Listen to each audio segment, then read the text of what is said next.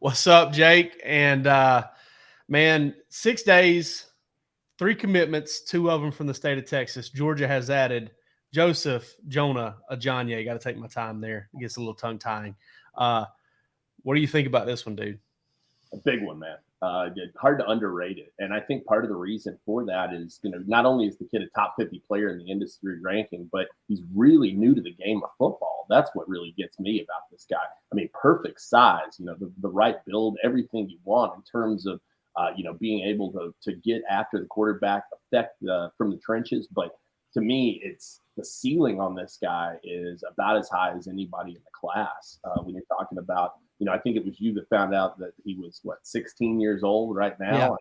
Yeah. He's got a long way to go, man. This is a guy who's just beginning to scratch the surface of what he can do as a player and probably even physically as well. Not even particularly close to being 17 yet either. He doesn't turn 17 until November. Like Charles Power told me, and we talked about this. Charles said, dude, this is not a late birthday. This is a kid that just should be flat out a 2025 prospect.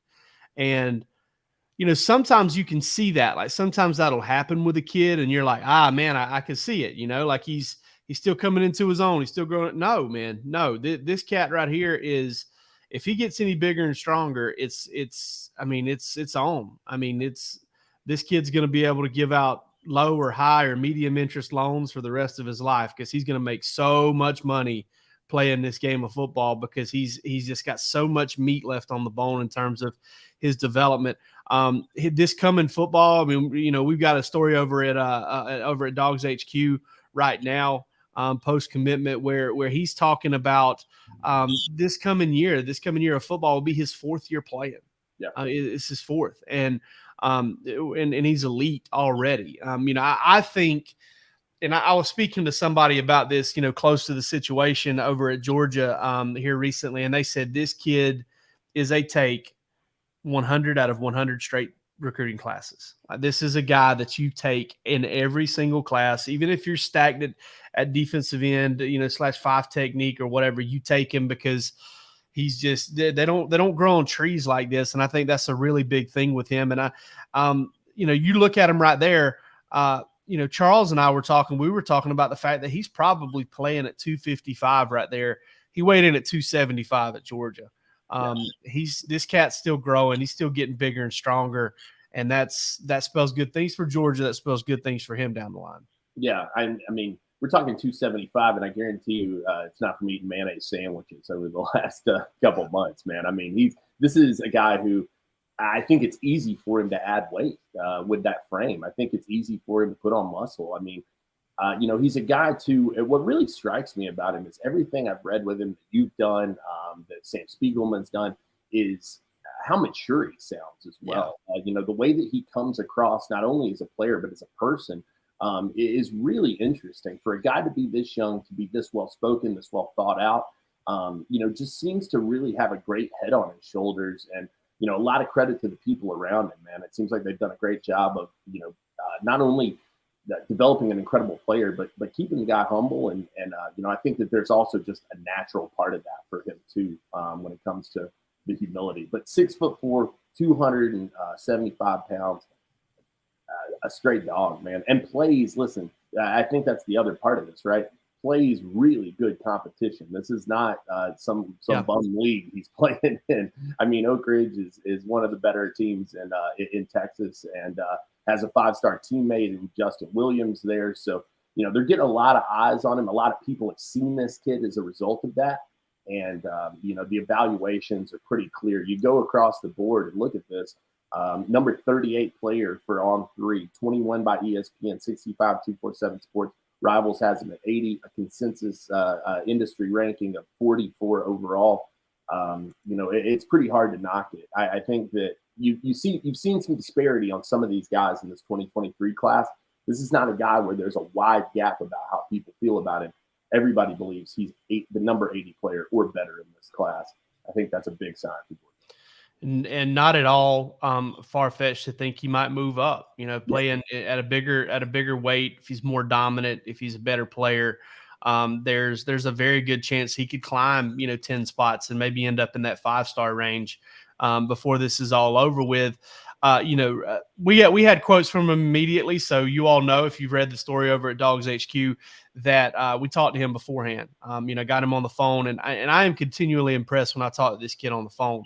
Like you said, there's a maturity there. There's a he comments in the story we've got behind a paywall over there. There's a lot of really good stuff in it, including about his teammate there, Justin Williams. Where he, basically says, hey, I got through that official visit to Georgia. I took a few days to myself because I wanted to make sure that I was making the right decision. And he leaned heavily on his faith. Said he did a lot of praying, 3 days back to back, and kind of asked for the discernment that he wanted to be at the right place.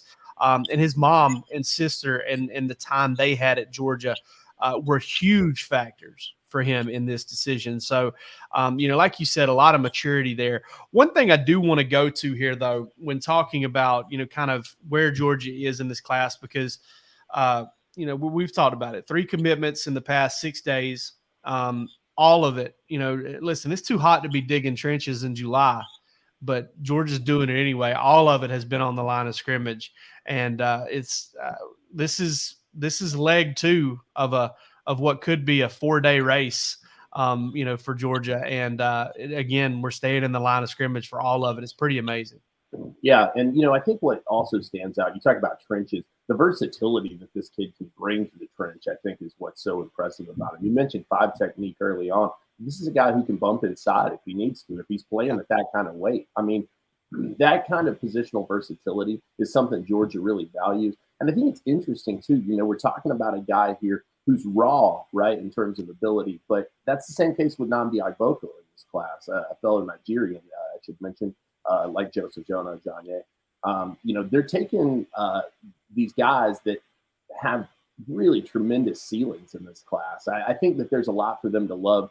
Listen, Trey Scott has reworked the face of this. He came into June without a single commitment on the defensive line, and now he's leaving with some of the best in the nation coming into the football season. So, this guy, just another huge piece of it.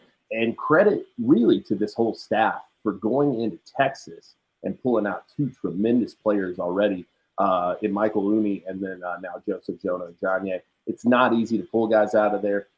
They had a little bit of advantage here, I will say. I think, it was pretty clear from the onset once he picked up the offer that Georgia was a place he was interested in very heavily. Called him the dream school right off the jump, and they did nothing to disappoint on each of the subsequent visits that they received after that. So really impressive job from the whole staff to reel in a guy of this caliber. This is one of those NCAA 2014 commitments, kind of once you get your profile built up and everything, you offer and you get a commit on the spot. That's almost how this one was. And listen, that's what happens when you do what Georgia has done and you do what Trey Scott's done on the defensive line. I'd also like to give Chidera Uzo-Diribe a shout out here. Joseph told me that from the time they've met, they've basically talked every day since. Trey Scott was the lead recruiter here. Matt Godwin told us on Bark After Dark a little while back that, Georgia kind of went to a position coach recruiting. It costs more for travel, but they kind of put the guys on, spearhead these things. And, that's Trey Scott's the guy here, but Chidera Uzo-Diribe also played a big role in this commitment. And, it's a guy that's going to do a lot of different things for him. Like you said, it's a perfect fit. Guys, we're going to be back with you pretty soon. I am almost positive. I don't want to say for sure. We're going to be back with you pretty soon because, listen, tomorrow, bright and early compared to tonight, Nair Daniels is going to commit, and we feel really good about Georgia there, seeing as how he canceled that Texas visit coming off his Georgia visit. And then the day after that, it's going to be Marquise Easley. Georgia's football team is getting heavier and bigger by the day. This class is getting heavier and bigger by the day. I'm getting heavier by the day. We can say bigger if we want to. I think it's just, whatever. But we will be back with you, I'm pretty sure, pretty soon. But big addition, Joseph Jonah-Ajonye, 4-star prospect, elite. I think we can all agree on that. And Georgia's class is too. Y'all take care.